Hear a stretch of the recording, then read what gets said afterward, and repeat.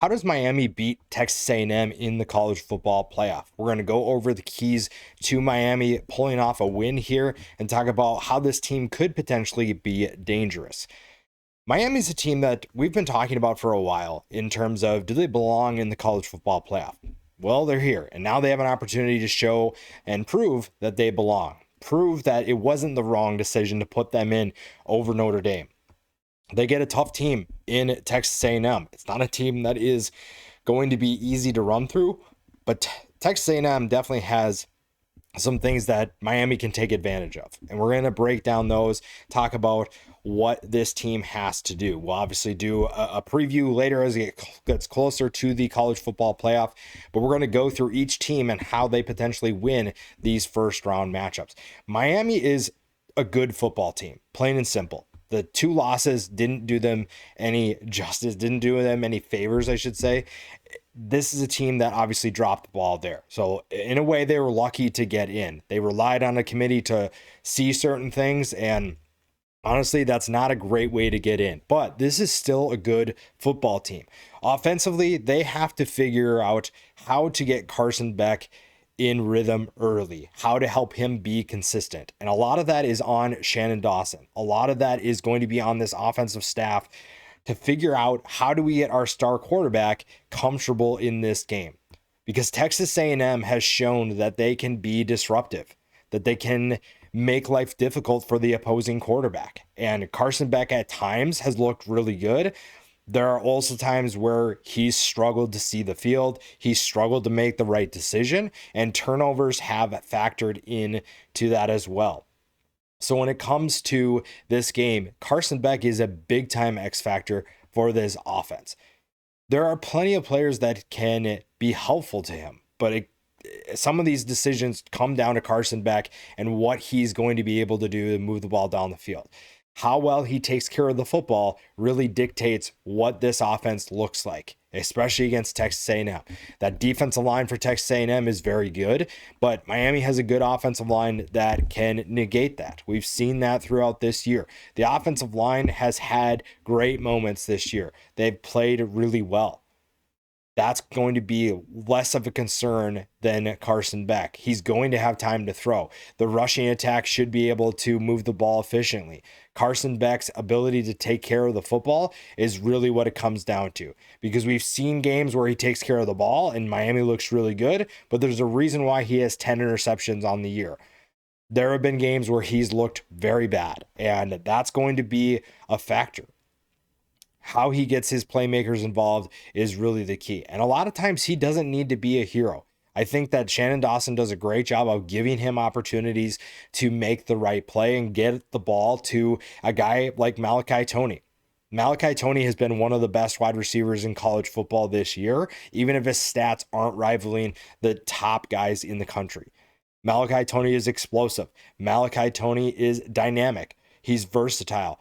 They use him in so many different ways, and really it just comes down to, can Carson Beck get him the football? That's really what it comes down to. If he can figure out a way to get Malachi Toney involved, then you're going to see a lot of good results. And that's been a proven strategy for Miami this year. Get him the ball and good things will happen. Now, where it comes into question is what happens when teams try to take him away. Texas A&M secondary has been able to defend a lot of good wide receivers this year, and Malachi Toney is going to fit into that category.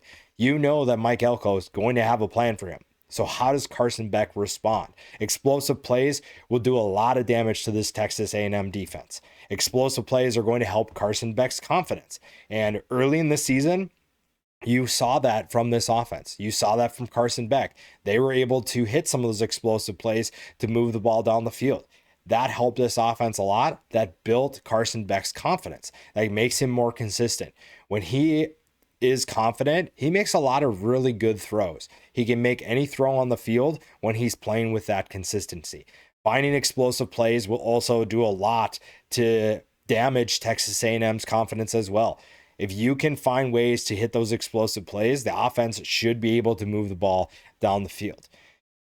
This might be an obvious one for the defense is forcing turnovers, and that's just a key, I think, for everyone. But forcing turnovers has been a proven way for teams to Get Texas A&M off their game. You look at the Texas game most recently for the Aggies.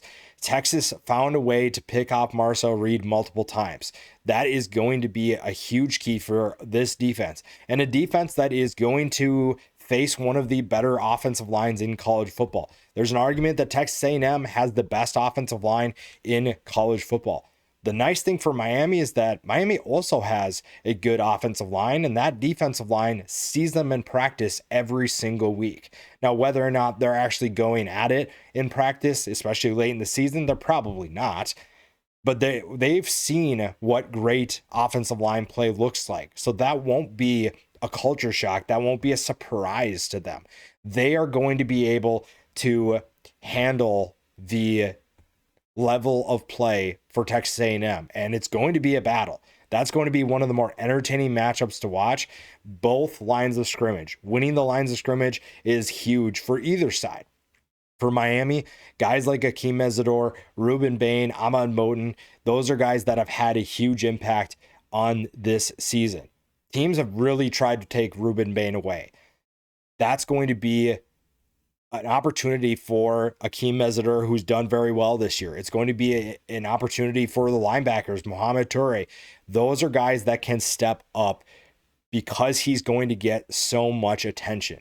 And that's a way that he can have an impact, even if he's not getting to the quarterback. Because if he's double teamed, Ruben Bain has shown that he can keep quarterbacks in the pocket. And a guy like Marcel Reed, they have to contain. And if they're containing him and still getting pressure, that's where those turnovers come in.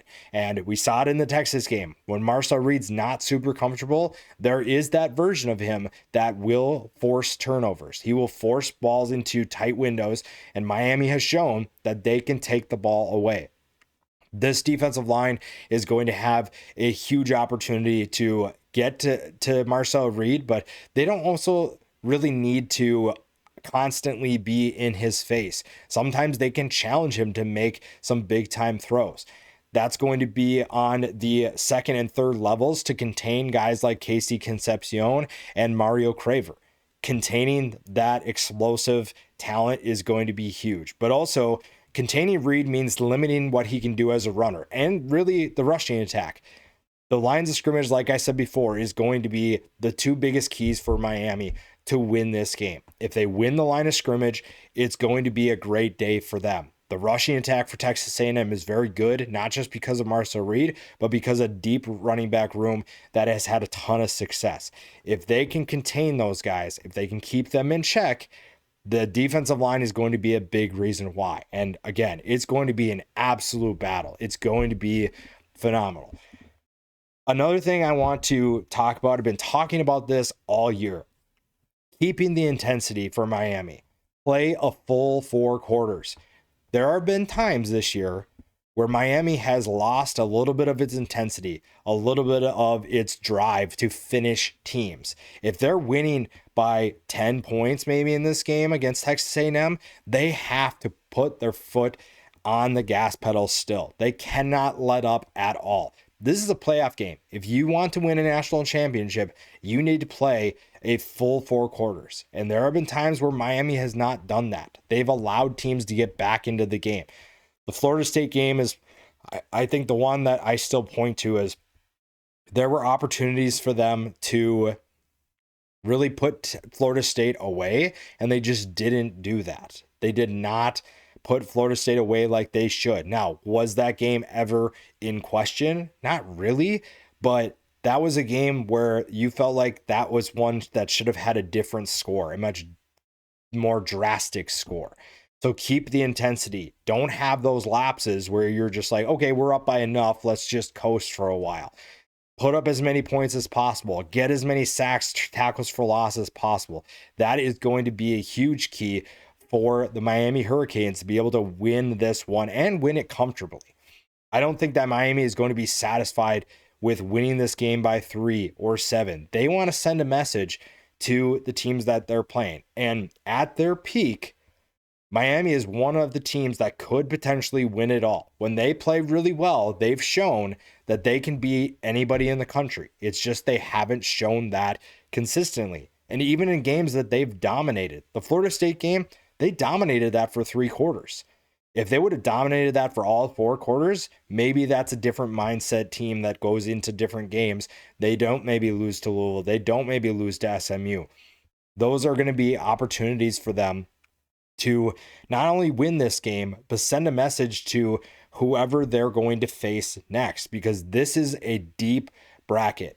This is a very talented bracket, and you have to come with your best game every single week if you want to win this one.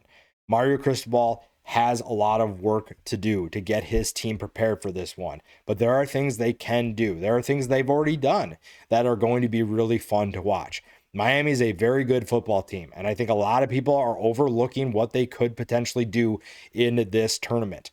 Beating Texas A&M on the road is not going to be easy, and that's the final thing we talk about. This is a road game, a true road game, and this might be one of the most difficult road games they played in quite a while. It's a playoff game. It's going to be loud. It's the 12th man. That stadium is going to be rocking. That stadium is going to be incredibly loud. How do you navigate the challenges that come with that? How do you navigate the difficulties that are the crowd noise, that are maybe silent counts that you have to work through? There are elements that Miami has to figure out if they want to win this game. And they've done it in the past. But when you look at some of the games they've struggled in, those road games have been tough for them. The SMU game did not go very well for them.